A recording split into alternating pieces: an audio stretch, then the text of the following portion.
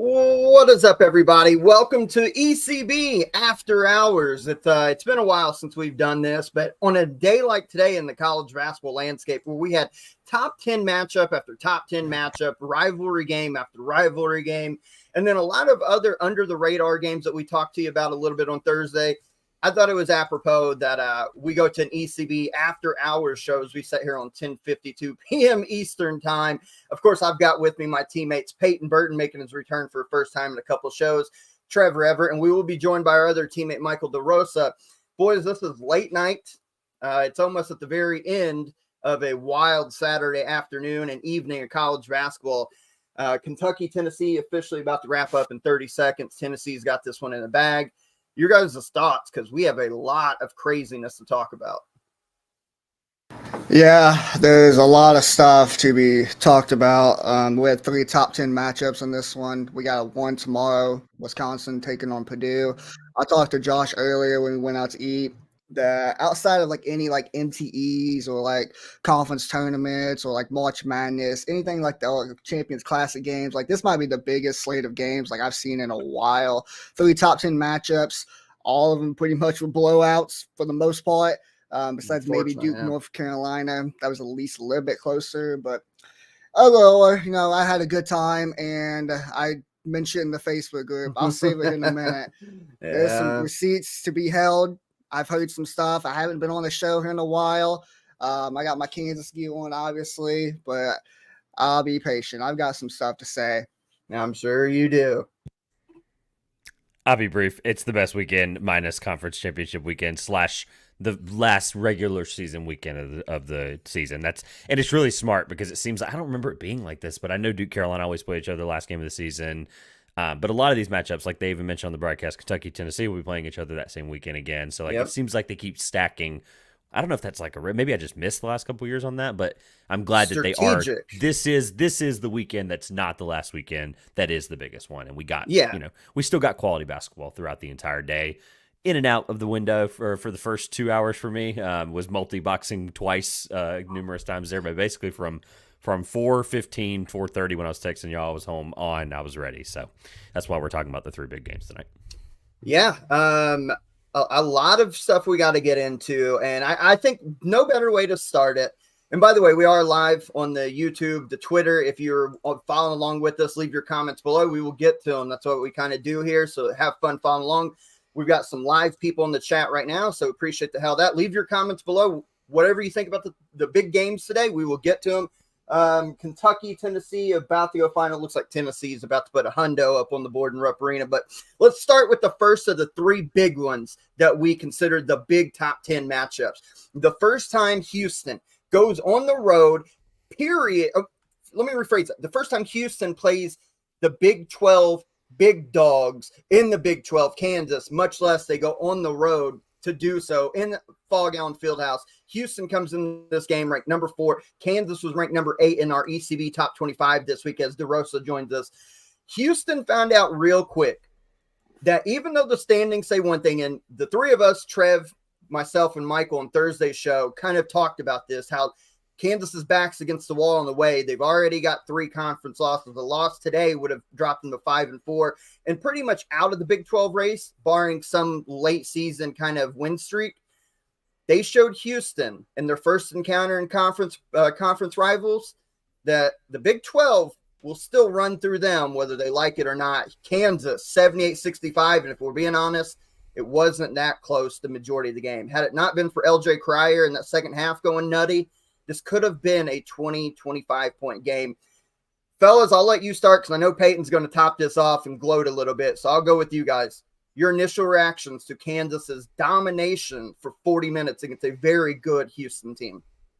Yeah, I'll be brief because I think it was the game that they needed from an awakening standpoint, I think, offensively. And that's exactly what they did against one of the nation's, well, let me be clear, the nation's best defense coming in. I saw some really good stuff from space on rolls and screens. They were getting to the rim with ease. It's like Houston just wasn't communicating well on a lot of those screens where, honestly, Adams, I felt like was way more effective in pick and roll than Dickinson was, which obviously I know Dickinson, you want to give him space there within that 10, 15-foot range because you know he can make that shot more capably than anybody on this team. So, look, I think they were doing things really well. They were executing, and obviously that comes down to Self, and I know that he had these guys prepared. I had that as a note written down to bring up. Cryer, obviously, you mentioned in the second half, wasn't afraid of the moment. He, of course, has experience playing in the Fieldhouse. He played there at Baylor for a few years, so he knows what that building is like. You could tell that energy and that excitement for him, although he didn't look, he just looked completely like ready. Like he just had that just stoic look on his face constantly in the second half there. I think you get more than 3 from him in the first half. This is a completely different game.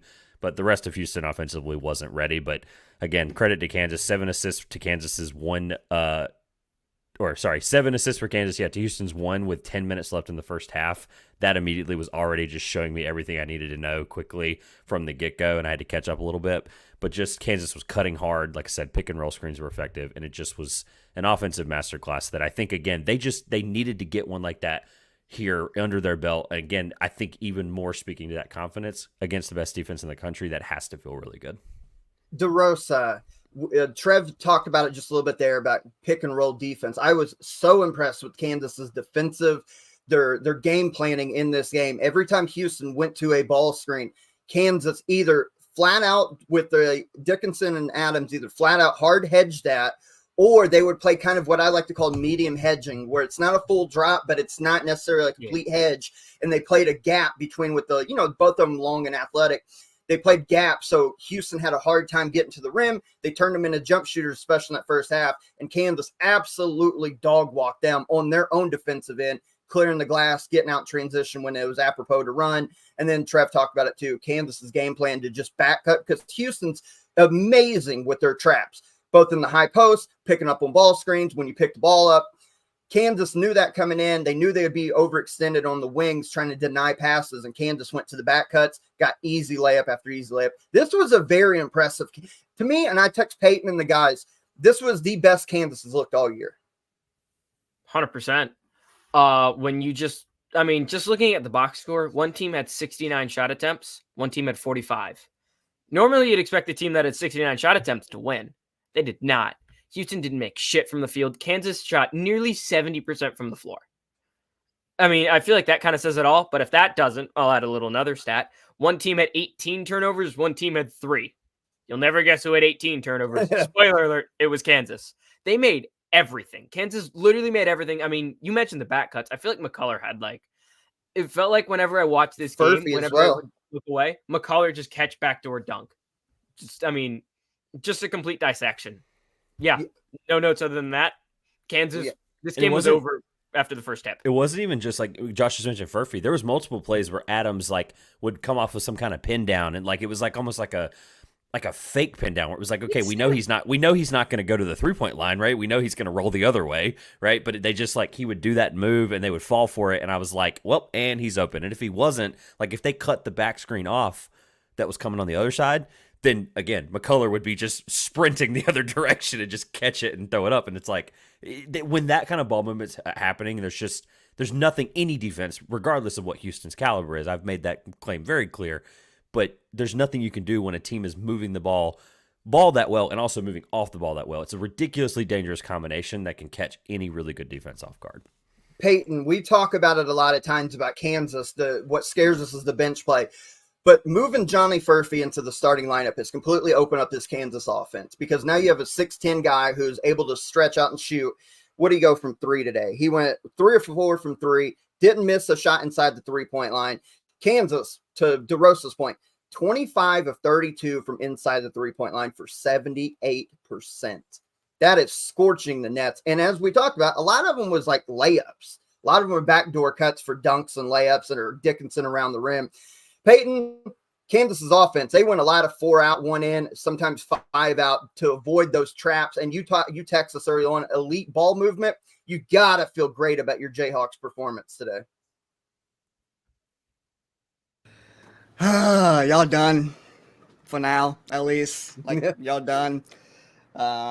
Everything you guys said on the podcast previewing this game, you're absolutely correct. I agree with all of you guys' statements. But the fact that you three, no, shut up. The fact that you three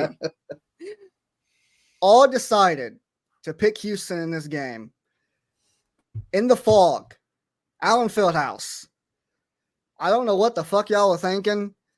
I texted DeRosa, like, I don't even know, 10 minutes in the first half. Why the fuck would you guys do that? Because the game was pretty much over then.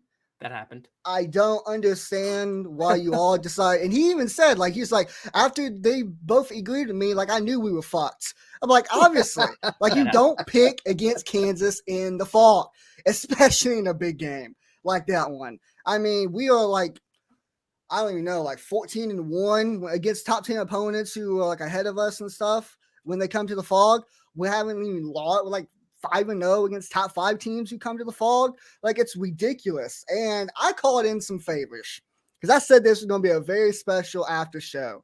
I called in some of my Jayhawk fans, some of my fellow Jayhawk fans. Both of these guys has actually been on the show. One of them is a bracketologist. His name is Jonathan Warner.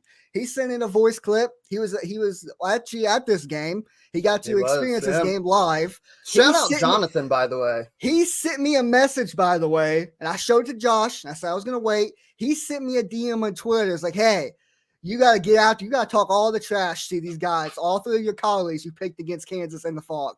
And I'm like, don't worry, bro. I got you. Because I was already planning on doing it. And I had him send in the voice clip. So this is Jonathan Warner from makingthebrackets.com. I think that's what the fucking name is. I hope so.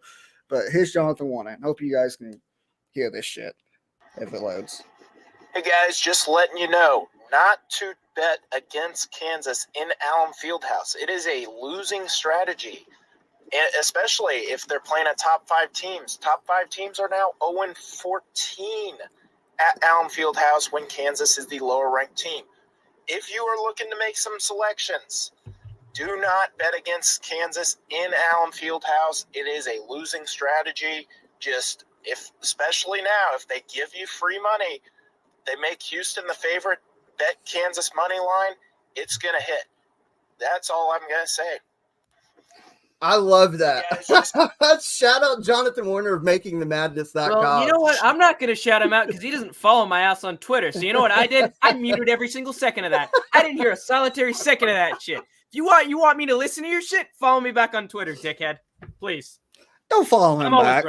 I'm always right. Don't follow him All back. right, Peyton, you've got your gloating out. Seriously, though. Back to the game. I ain't done. Okay, come on. You think I said 30 clips. minutes show clips. My ass. I didn't. Yeah. Listen, shut up. It's your fault. Y'all done it to yourself. If y'all would have just picked Kansas like small individuals, then we wouldn't have this problem. I probably wouldn't even been on the show at this point. By the way, I'd still pick Houston in a rematch in the championship game, just for what it's worth. Yeah, well, we're running this back at Houston. Longer, not too much longer. But obviously, Tyler Cook. You know it. Shut the fuck up. I don't know what that is. What's up, ECB fellas? Josh, Trevor, DeRosa. I think he forgot. Pretty sure you guys forgot that the game between Houston and Kansas was in Phog Allen Fieldhouse. Now, I don't know about you guys, but I know that home court advantage there is the best there is in the country. Last 10 times, 11 times now, they're 11-1 against top 10 opponents that walk through that field house. Calvin Sampson had to deal with it from 1994 until 2006. Came back with a different club. Houston still paid the same price. Left with a loss, a decisive loss against one of the best defensive teams in the country that Houston had. So, it's not very often I get to do this that you guys all missed, which is good for you guys because you're usually pretty good. But you missed this one. Swing and a miss, struck out. Larry, Curly, and Mo on this one, guys. 3 Stooges. I'm sorry. But just like everybody else, tonight, Houston paid heed to Phog Allen Fieldhouse. Oh, my God. You know what? That 3 Stooges line was amazing. That was excellent. The funniest part Larry, of that is Curly, he and called Mo. the funniest part of that, and I love Cook to death, shout out to him, but he's terrible in names. He called Kelvin Sampson Calvin. Calvin, yeah. I thought it was Uh, Bill Self about halfway through that. I'm like, did you find a way to get Bill Self a record? Like the accent was starting to throw me off. I was like, I really didn't know who it was. I bet Cook was drinking a little bit. Shout out Wow. Cook, one of my best friends. He was the original co-host with me and Peyton. We're going to put like a ban on Kansas if we get a voicemail every time we pick against them. Like we're to put a ban on them or something. No, that was all. Phog. Just don't pick against them at the Phog. But No. talking about this game, I was very happy with how well we played for 40 minutes. I mean, it was a 40-minute ass whooping. And no, Houston's a great fucking team. They're gonna figure it out. But just coming in the Phog in like their first AP top 10 game of the season, that's tough to do. So the odds weren't in their favor, even though for some reason they were the favorites in this game. I thought LJ Cry, he played amazing in the second half. If it wasn't for him, this would have been even worse than what it was. We won 78-65. You mentioned, the pick and rolls, like they like to blitz the pick and rolls. I thought we did a great job. KJ Adams is one of the best, like short roll guys in the country. Like the fact that he's able to create so many, offensive problems for teams on that short roll action is incredible. Trev, wake the fuck up. And I think Kansas did what we needed to do. We came out with a statement win. We're now one game back. It's like a three-way tie for first place. The Big 12 right now is crazy, but Yeah, because Texas Tech got beat too. Yeah, I think Texas Tech and Iowa State's tied for first right now, I think. But Kansas is a game back. Still early in the Big 12. This game's going to happen again at the end of the season. It's going to be fun in Houston. Watch that game. But watch out, Jayhawk. Don't pick against my boys in the Phog. All right, all the fun and games aside, that was a great win for Kansas. That was an amazing win because they put 40 minutes together. I'm still concerned as hell about their bench, but Johnny Furphy added. Now they go from 4 legitimate guys to 5. Houston's going to be all right. Jamal Sheed did not get off at all. I think the size, I think the atmosphere, I think a lot of things went wrong for him.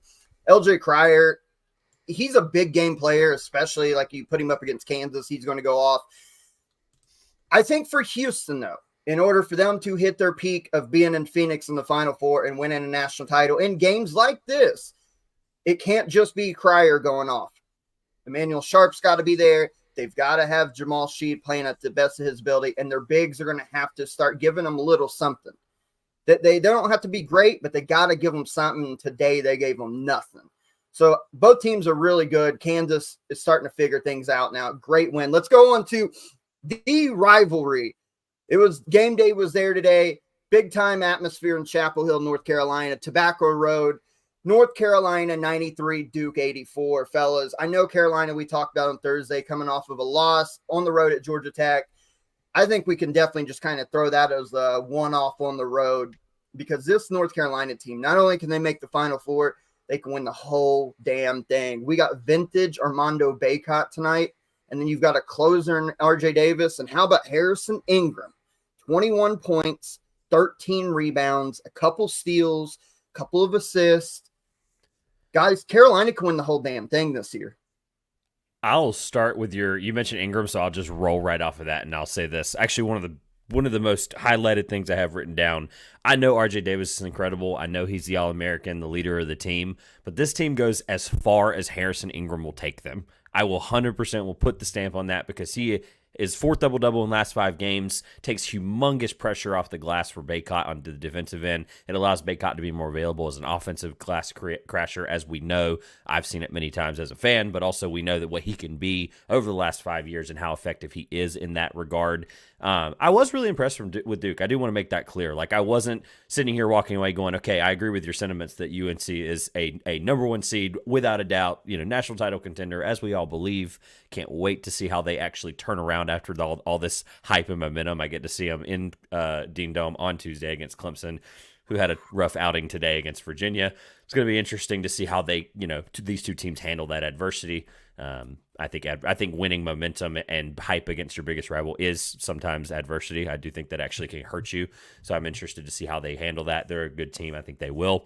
They got out in transition early. They sped it up. This game completely controlled the tempo from the Carolina side. And that, honestly, UNC never led by fewer than 7 in the second half. And they're super, super strong at keeping games in their hands. That Georgia Tech game, it was never in their hands. It was such a back and forth. Coach Stoudemeier's team got out in front of that game, and they were really, really fast, and they were playing with them and controlling the tempo on their side. UNC, they can win the game when they control the tempo. I mentioned the Duke thing really quick. I was impressed by McCain. He was there in a big moment. Obviously, Duke freshmen we know have been in big moments in the Dean Dome. Austin Rivers probably the most famous example, of course, as we all know. Game winner. But at the end of the day, like, you need big freshmen to step up if you're going to be Duke and you're continue to win and get what Shire calls or Duke calls the Coach K shots or the Duke shots, the things that have made them so successful. And McCain can hit those shots, and he's been really, really good for them. But honestly, again, back to my point at the beginning, control the pace. Ingram is a complete game changer, one of the best transfers in the country coming into this season. I thought Elliot Cadeau early on with his speed actually really impacted the game. Carolina was just the faster team. They were faster to lose balls. They were faster to all that sort of stuff. I really thought that changed the game. And their ball pressure early on forced turnovers from Duke. And then they kind of eased into it after that. Harrison Ingram hit big shot after big shot. Even though the box score doesn't say much for Cadeau, I was impressed with him, at least definitely early in the game. I think he definitely slowed as the game got on, but I thought he made a couple really huge plays. He was first to lose balls. He forced pressure. Like one of Cormac Ryan's steals, they didn't even mention it on the broadcast because I don't remember if it was Foster or McCain who was the ball handler, threw this like weird little jump pass, but they wouldn't have thrown that if Cadeau wasn't like right in their grill. And like Ryan ended up jumping the passing lane because like it was a really bad pass. It was like a clear, easy layup. It's like that was Cadeau who really drew that turnover, and I don't think he got any credit for it, which is weird to me. I thought Cadeau played a great game. You guys mentioned Harrison Ingram. The box score says it all for Ingram. 5 of 9 from 3, 8 of 12 from the field, 21 points. He was absolutely excellent. 13 boards. 4 steals. Four steals. He was excellent. Absolutely excellent in this game. And for Duke, they really couldn't hit anything outside of in the paint. Of their 84 points, 54 of them were in the paint. Even with that, I still thought Duke was the softer team at times. I thought North Carolina was just playing a little more physical. Duke was trying to be more like, I can't think of the word I'm looking for. Like more finesse. Finesse. Thank you. Yeah. More finesse. Yeah. Well, it shows it's a foul line too. Duke only shot 11 of them. At halftime, they had, I think, like 1 or 2. I mean, they were not being aggressive enough to get the line. I think they settled for a lot of jump shots. It was either a lot of made dunks, layups, and threes, or settling for a lot of jump shots, which wasn't conducive to getting to the line. Carolina outshot them at the free throw line, 18-25 to Duke's 9 of 11. You talked about things not showing up in the box set. Carolina, part of the reason that they've been on this run of winning 10 of the last 11, notwithstanding the Georgia Tech loss, obviously, is guys like Seth Trimble. 19 minutes off the bench tonight, 10 points, and all the little things. Putting defensive pressure on guys, being in the gaps at the right times, getting hands on balls, making the right pass. Him and Jalen Withers length to be able to, when they switch on the ball screens, he can step out. Now, you don't necessarily want him guarding like really elite guards, but if he gets matched up on a guard with the ball, he can hold his own, especially if they try to take him to the rim. He can block their shot. It's the role players who are stepping up for North Carolina to complement the main guys. North Carolina is so dangerous right now. The Duke end of things, I don't think they played bad. I think they just ran into a really good team on their home floor. And to Trev's point, Carolina kept them at arm's distance pretty much that whole second half. Whatever happened, sometimes you just can't explain it. But Tyrese Proctor only having 2 points in 26 minutes was disappointing. I think in order for Duke to hit a ceiling that which they want, which is a Final Four, of course, they've got to get good production in the key moments from Tyrese Proctor. He's too good not to be playing or at least contributing more than that. To me, Proctor's got to be better, but I like what Trev said. Jared McCain, 23 points, paced him. Phil Pawski had 22, and I didn't even think it was a good 22. I think he had good moments, but of course, of a 40-minute game, I don't even think it was a good 22, which shows how good he can be. Quickly to the point on Proctor real quick. Do you know does anyone know off the top of their head how he scored his only 2 points? I had it written down because it was notable. Nope. Not off the top of my head. I watched the game, but not off the top of my head. Attacking the rim off a ball screen. When he attacks the rim, he's an incredible player. I've seen him play in person enough times now to tell you that he is the best player on the floor offensively. When he can get to the rim, it forces defenses to crash completely, and they have to, because he can make those shots at an efficient clip. I don't care what the stats say. He's a great finisher near the rim. I know we think of him as this guy that can be a pass first, point guard, but also can be a guy like that, right? Very similar to how Zakai Ziegler played tonight. We'll get to that in a second, I'm sure. But he can be really effective. His only 2 points in 20, like you said, some minutes. I know he's still recovering from the ankle injury. I'm going to give him credit for that because he should be playing more than 20 minutes. Or 20-something. He should be in the 30s in this game, right? This is a game he's built for these moments. We've seen him in years past. But getting to the rim on that ball screen is super, super effective, and he has to get there. He has to be attacking quickly. What the hell is that? The fuck are you laughing at? So, okay. Sorry, I was scrolling through Twitter. I'm sorry, Trev. You guys know what happened at the UCLA game, the Oregon game, how they didn't do we have conclusion on that? Like, did that game actually they start? Didn't get to the game. The game started. They were down 23-5. They're now winning at halftime. Whoa. Wow. Okay. All right. They stayed at the hotel extra long. 33. Yeah. That's Took them crazy. a while to wake up. That's all it was. Peyton, your thoughts on Duke Carolina? Because I think we're all in agreement Carolina can win the whole damn thing. Oh, 100%. They're the clear favorites to win the ACC now, especially after Clemson just falling off their fucking planet and Miami not being the team that they were last year and Duke starting to slowly go downhill just a little bit. Carolina's definitely the class of the fucking ACC conference. And, I go back to that Kentucky game. They very well could have won that Kentucky game if Elliot Cadeau didn't fuck up that one play in the game and turn that ball over. They very well could have won that game. They put up almost 100 points on Duke, 93 points. This team offensively was just great. And defensively, they gave up 84. I think they played pretty solid in stretches. RJ Davis had 17. Amanda Burkott, 25 and 10. 5 assists, too, for a big guy. Yeah, that's a good point. We didn't even talk about that. Baycott with 5 assists. And if you watch to that point, Duke tried to double down on him, especially when he started getting going. They tried to bring the help side, and he was smart enough. Old Baycott would have just spun into that double team or held 100%. The ball up and turned it over. He 100%. surveyed the landscape, kicked it out. That's a great point on the assist because it's not often you see that. His development there, if you can't double team him, you can't stop Carolina now. No. You can't stop him if you can't double and get the ball out of his hands. That's a great point, Peyton. Peyton made a great point about Cadeau, too, right down the Kentucky game. It came up, that weird call with, the hook and hold, whatever. That's its own thing. But Cadeau turned it over. I think it was a turnover. Something happened with Cadeau at the final few minutes here that felt like gave Duke a little bit of life.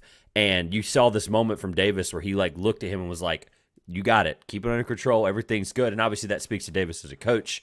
But he's seen that moment that basically could have, it lost in the Kentucky game. But there's a lot more factors to it, but it didn't help, right?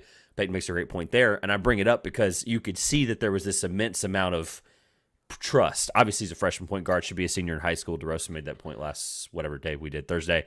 And the point I bring up is it's so important to see that kind of growth because if you're going to be a freshman who should be a senior in high school, leading a national, we all just said it, national championship contender team that right now, I've said it, a week and a half ago, I would have them, in the top 3 right now to win the title. And if you're going to do that, you have to trust your freshman point guard. Otherwise, RJ Davis may have to go back to being a lead point guard later in the year. If they don't trust him, they clearly do, and that showed at the end of this game. Yeah, and you don't want RJ because he's so much better playing off ball. He can play point guard, but you want him to be getting the pin downs, running the floppy off the baseline because he's a catch and shoot extraordinaire. Cadeau is going to, that progression little by little, makes them an even stronger team. Great win for North Carolina. Duke, nothing to panic about. Sometimes you just play a really good team on their home floor. And I think that little scuffle you talked about, the hook and hold, it got a little chippy.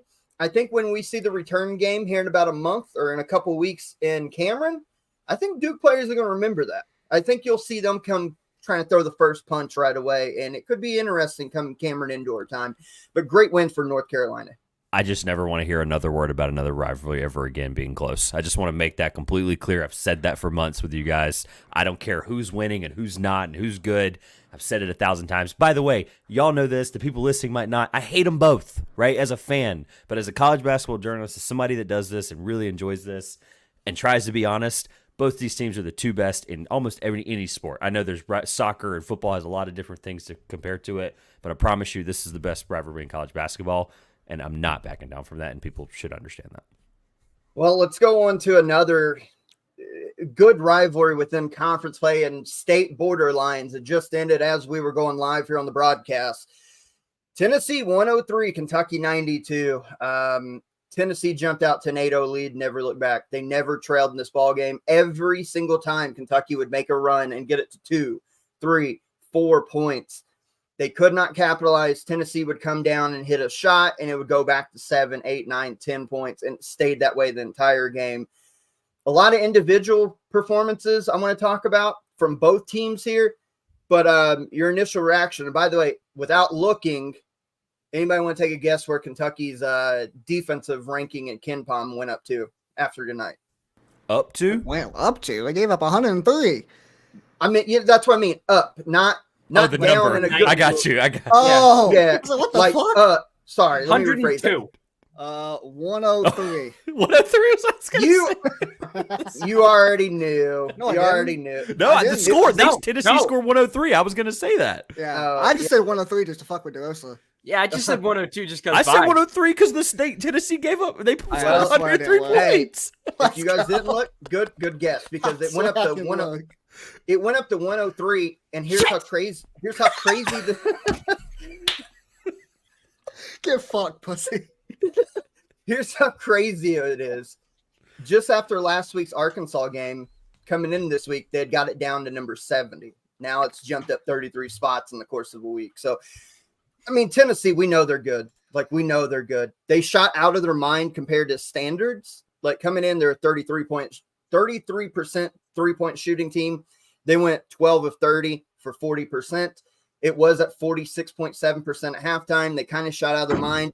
The scary thing about this is Dalton Connect only had 16, and really none of them were outside of a bucket or two in the first half where he just hit a tough mid-range pull-up he's known for. None of them were really impressive, and they still put 103 up on Kentucky. So let's talk about the Tennessee end of things first. What do you guys take away from this Tennessee victory? I did not expect Josiah Jordan-James to do what he did in this game. 26 points, 9 of 18 from the field. He hit 4 3-pointers. I have 9 attempts.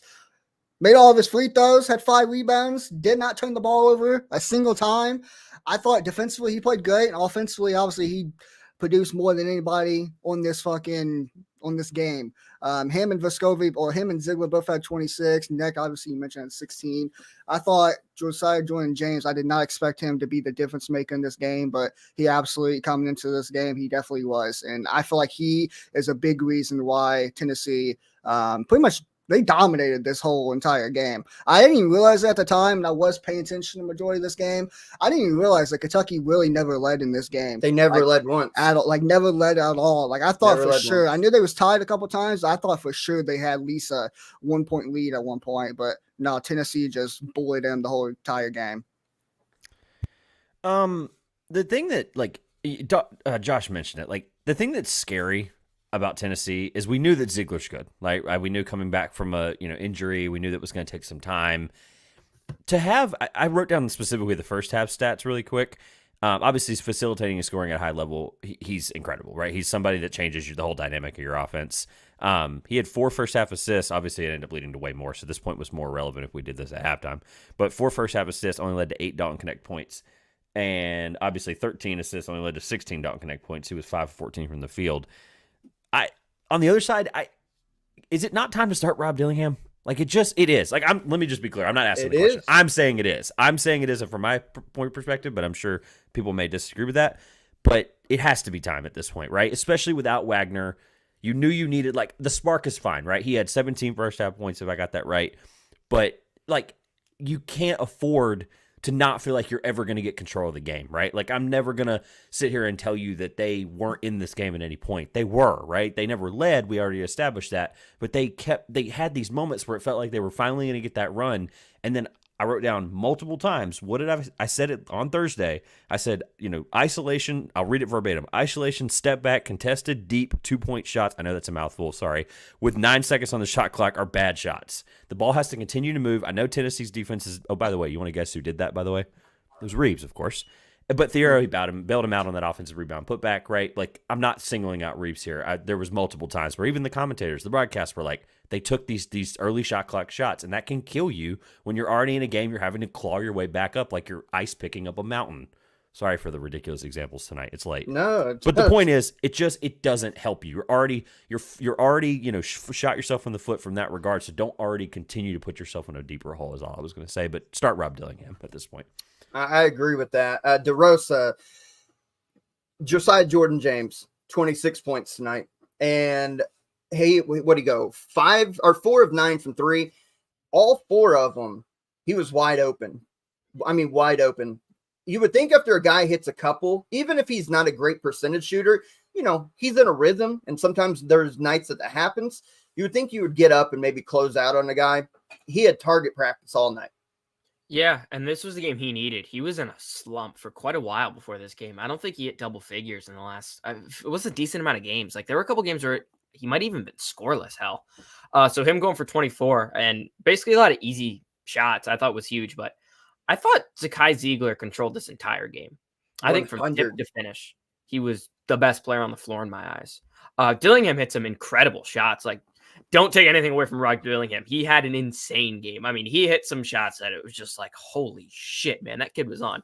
Yeah, he should be starting because the lineup Cal ran out there, like, that's 4 wings-ish with Reed Shepherd. I feel like you could use a dynamic point guard in this game like Rob Dillingham is, especially without DJ Wagner. But I thought Ziegler, 26 points, 13 assists to just 2 turnovers, 3 steals on the other end. He was incredible. Ziegler was, that's a New York style point guard game, man. That's a New York play. You know what? And we've seen this for 3 years. It's so hard to get him rattled. Even at that, like you put size on him, you would think a smaller guy would be bothered by maybe a quick big guy. You can't speed him up unless he wants to be sped up because he reads screens so well. If you play under like Kentucky for some reason, kept dropping under screens, well, he's just going to still get to the rim and do what he wants. If you don't close out high enough, he's not the 3-point shooter of old where you could leave Zakai Ziegler open. He's going to bury threes on you. He hit 3 of them tonight, 3 of 6, wide open.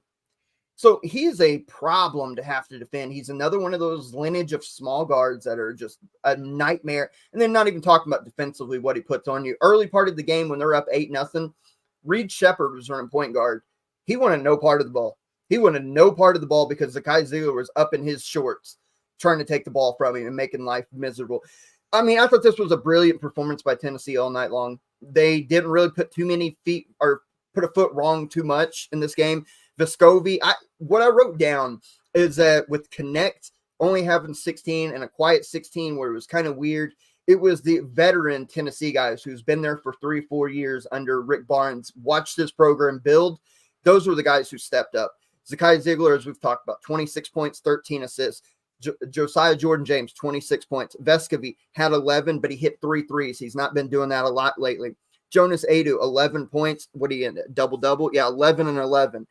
So it was the old guard of Tennessee carried them this game while Connect didn't necessarily play a great game, still ended up with 16. That's how talented this dude is. Let's talk about Kentucky, unfortunately. We know the defensive issues. They gave up 2 again, back-to-back, baseline out of bounds underneath lobs to Dalton Connect. How? It's communication. Go zone. When you keep Georgia and South Carolina and Arkansas and now Florida and then Tennessee all in a row abuse you on the same inbounds plays, go zone. Stop trusting your man because obviously your players are not communicating and they're getting lost in a simple action. Go zone, at least for the out of bounds underneath. Make them throw it back to half court. It's ridiculous, the concentration. We talked with Brandon Ramsey about this Thursday. Kentucky's defense would be so much better if not for the communication breakdowns, the lack of concentration, falling asleep on shooters, not closing the airspace down enough, trailing too much. Edu Thiero and other guys ball watching. It's all concentration. It's all game plan. It's all scouting. It's all basketball IQ, and it's killing them defensively. Rob Dillingham, I'm full agreement. He's got to start. Even when Wagner comes back, I think you start DJ Wagner because, again, we talked about on Thursday, Kentucky at that time was 0-2 in games when he did not play. We'll make it 0-3 now. And I don't know if they'll win again if he doesn't play. That's how important this guy is to them. I would start DJ. I would start Rob. And then Antonio and whoever. Trey Mitchell's had he scored a big goose egg. Trey Mitchell scored as many points as the four of us did tonight. And that can't happen. He's going through a slump. The last 3-4 games, he's not been good. And that could be fatigue because he played a lot of minutes early when we didn't have any bigs.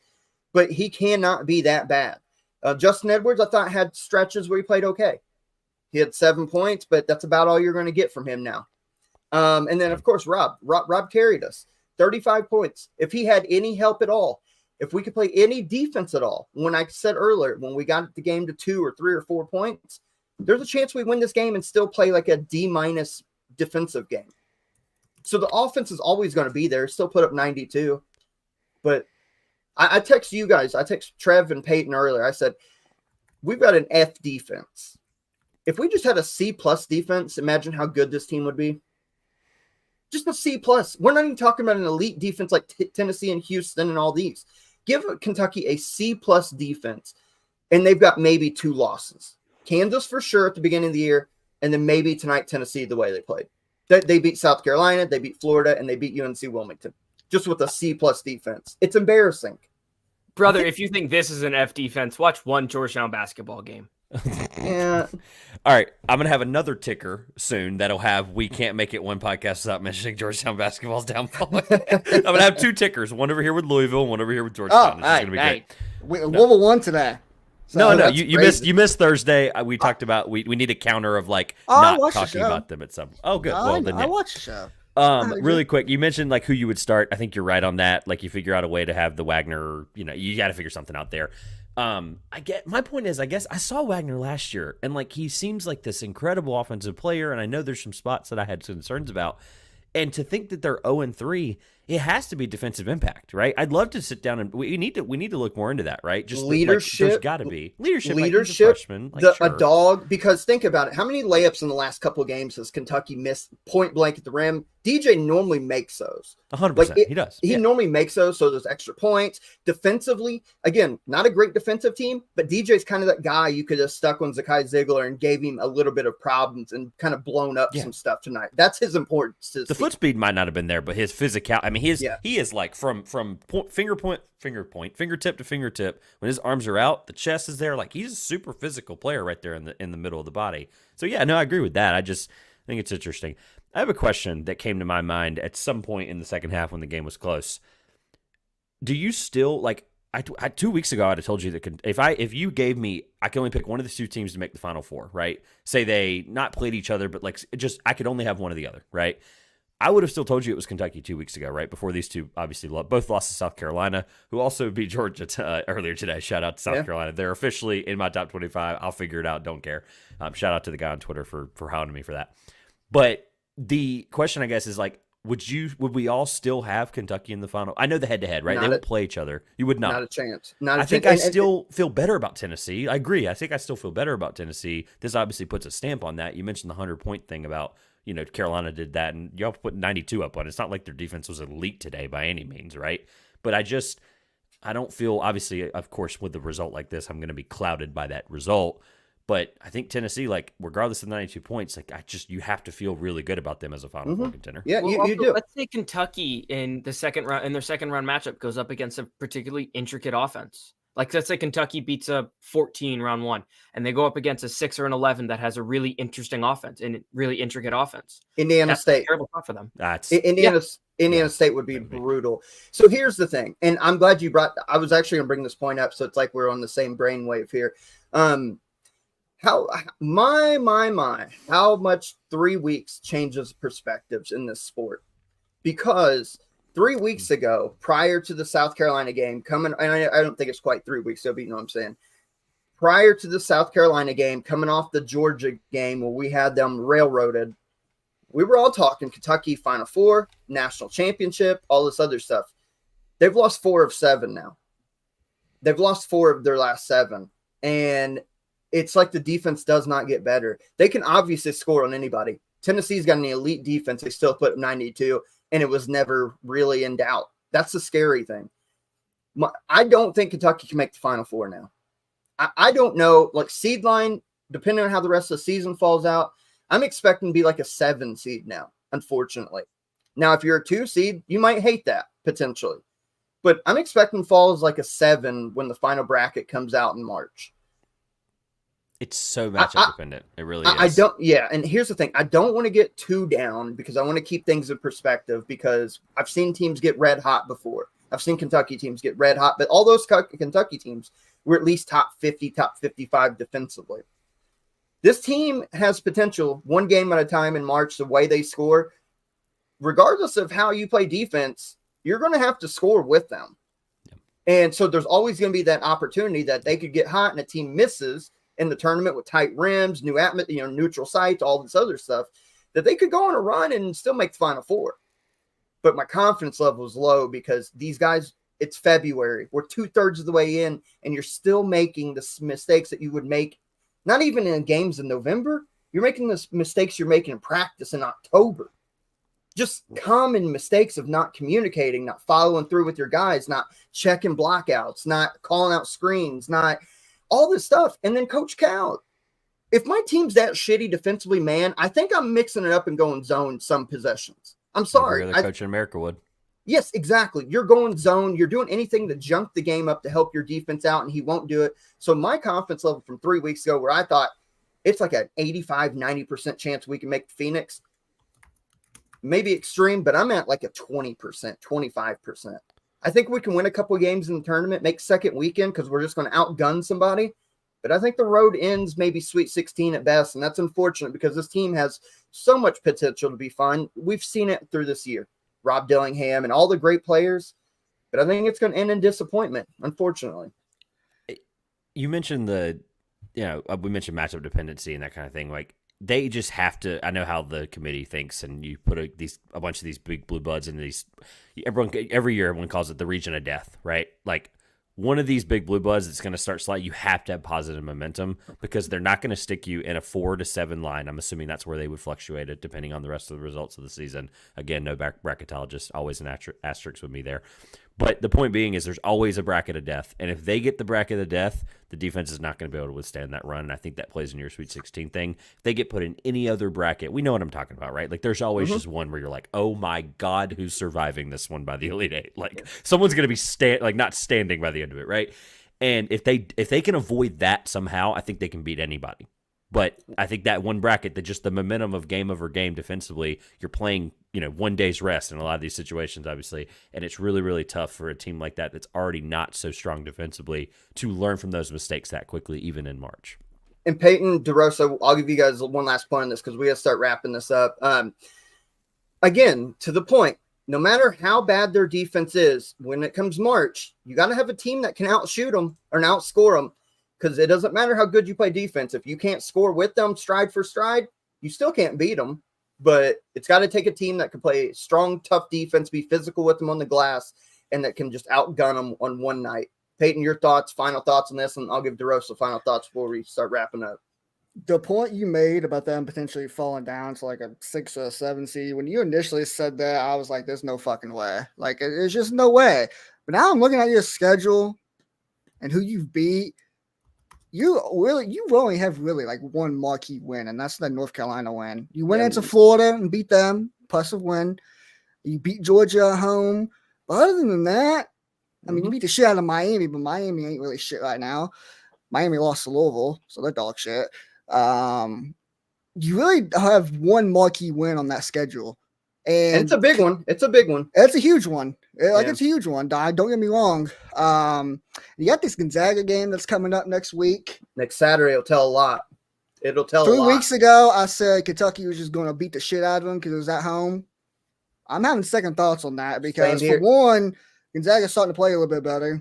They're getting a little bit of the mojo back, and they're getting a little bit of confidence. So that's important. And second of all, this whole being a Rupp Arena home court advantage, I'm not feeling it anymore. This ain't the Rupp. I told Josh this earlier today. This ain't the Rupp of old. That home court advantage is not what it used to be. They've already lost to UNC Wilmington at home. They lost to Florida at home. And now they lost to Tennessee at home. Back-to-back losses in the home building, by the way. Keep that in mind. Yeah. And it could be 3 in a row because they go play Vanderbilt at Vanderbilt on Tuesday. And then they get the home game against Gonzaga. That could be 3 home losses in a row. DJ Wagner, I don't know. DeRosa, DJ Wagner's got to get back, or they're going to keep taking L's.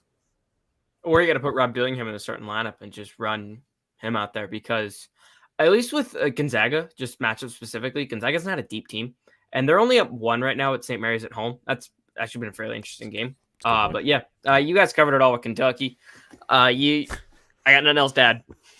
The net backs up. The net backs up Peyton's point. 2-4 in quad 1, 3-1 in quad 2, 4-1 in quad 3, including that UNCW loss, which by the way, UNCW is a lot better team than people are giving him credit for, and 6-0 in quad 4. So damn good coach.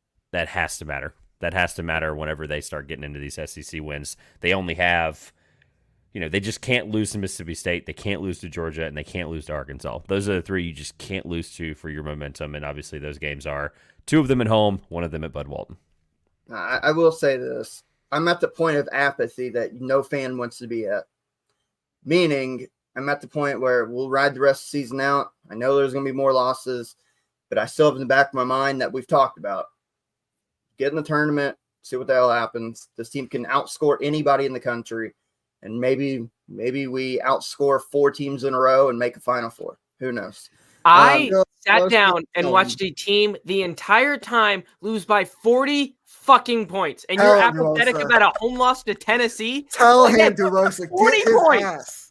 Come on, man. Hey, there's a stain. Georgetown shirt under this. I knew it was coming. There's a fucking points. The largest Big East loss this season. There's things called standards, and we're not meeting them. We got to wrap this up. Other games, real quick. You want to touch on? Penn State beat Indiana. Yeah, by 14. Yeah. Sutton had Baylor very got concerning. shafted by the officials. That should not have been a game. God! Should not have been a game. Baylor should have won that game by 15. I mean, I'm very salty. I lost my Baylor minus 3.5 bet. I'm not gonna lie, but Baylor played so much better than Iowa State for 80% of the game, and the only time they didn't was when the officials gave a technical to Scott Drew because he was out of the coaching box. He took a step in front of the coaching box while the kid was shooting free throws on the other end, and they gave him a tech. Then they're cracking down on it right though. They're having to be consistent with that call. I'm with you. It sucks. They're not being consistent with that call. Kyle Neptune was standing on the floor next to Jamil Telford. Telford hits a 3, says get off the court, and Neptune complains to the official. The motherfucker was standing on the court. Scott Drew takes a step forward when no one's near him, and they go whack. And then they give the bench a technical whack. Baylor gets Iowa State gets 8 points from that. It's the worst whistle I've seen all season. Worst whistle I've seen all season. I'm very excited about that. Shaka can be on the floor. Shaka's a 6th defender. Shaka's a 6th defender. He's over there playing defense. He is a 6th defender. Trev, you got a couple games you want to talk about real quick, and then we got to go. Texas, I think we all underestimated them too early. I think we really did. They're 15-7, 4-5 in the Big 12, winning. The weirdest record though. They've lost at home a handful of times, and then their big wins are on the road. So they've got a weird resume. Exactly why I think we doubted them, because I think they're that good to start to figure things out a little bit. That TCU win's incredible. St. John's kept it close against UConn, and then I'll give a shout out to the CAA as a whole, continuing to be the heart attack league of the mid-major conference. I was flipping between halfway through this Tennessee game. UNCW was playing Campbell, first home game after a 3-game road stint, including a game at Charleston that they won. I talked about on Thursday. Campbell, brought them down to a 3-point game at the end, so UNCW only won by 3. I think that's telling to both teams a little bit that UNCW is resilient in the fight, and then Campbell's been really good lately, as I've mentioned many times. And I think there's plenty more I could pluck around, but just an incredible, incredible day in college basketball. The multiple multi-box I had to be in, and just all the results that you tried to have to follow. Auburn had a big win on the road. I know I mentioned the other day that there was this, I feel like it was very top heavy, right? Like once it was top heavy, it kind of felt like there was a few notable bubble results. Wake Forest blew out Syracuse, like completely just splattered them. But other than that, I just feel like South Carolina got a big win, but it was a great game. Great day altogether. Before we get out, shout out to the best 15-7 team in college basketball, the Cincinnati Bearcats. Yep. They beat Texas Tech on the road today by 3. You look at their losses. They've got one bad loss is what you'd consider. They lost on Wednesday at West Virginia, but still on the road. They've lost at Xavier by 5. They've lost a game against Dayton, who's really good, by 14. They've lost by 1 to Texas, by 3 to Baylor, by 4 to Oklahoma, by 5 to Kansas. Isn't that crazy? 1, 2, 3, 4, 5. And then they lost on the road to West Virginia by 4. They don't get blown out. They keep games very competitive. They are a handful. If they can beat Houston at home on next Saturday and then don't drop too many stinkers, if they can get like 20-some wins, I think they make the tournament. Shout out Wes Miller and company. That team's a hard team to play against. 29th in KenPom, Cincinnati is. So that's a hard team to play and team to keep an eye out on, too, because they're 15th defensively nationally. They will keep things competitive. I'd like to see them get in the tournament from the Big 12 in the first year there. I'd love to see it. But wrapping up a crazy Saturday. We went a little longer than normal, but it's okay. We had a lot to talk about. You got one last thing, DeRosa? Yeah, just one thing quickly on Cincinnati. One, play a real schedule is what I would say. Play a real non-conference schedule, and you could be in position. That said, their guards are electric. Dede Thomas, Jizzle James, those two can play. That's 1. 2, this game just ended, but I know friend of the show was very high on this kid. Quincy Oliveira just went for 43. Oh, yeah, for Xavier, yeah. It was DePaul, but he had 43 points, 7 to 12 from 3, 10 boards. That's a pretty good game. Rice is winning without him. They are on a 2-game winning streak Shout here, out and they're Scott Parra, starting to figure things out. That Bellarmine Queens game was incredible today, too, by the way. Shout out to Brian Wilmer for the coverage on that. Again, I know the top-heavy stuff I mentioned many times, but just college basketball never disappoints. Texas A&M got a big win after being down pretty big early to Florida. They held home court, got a big win.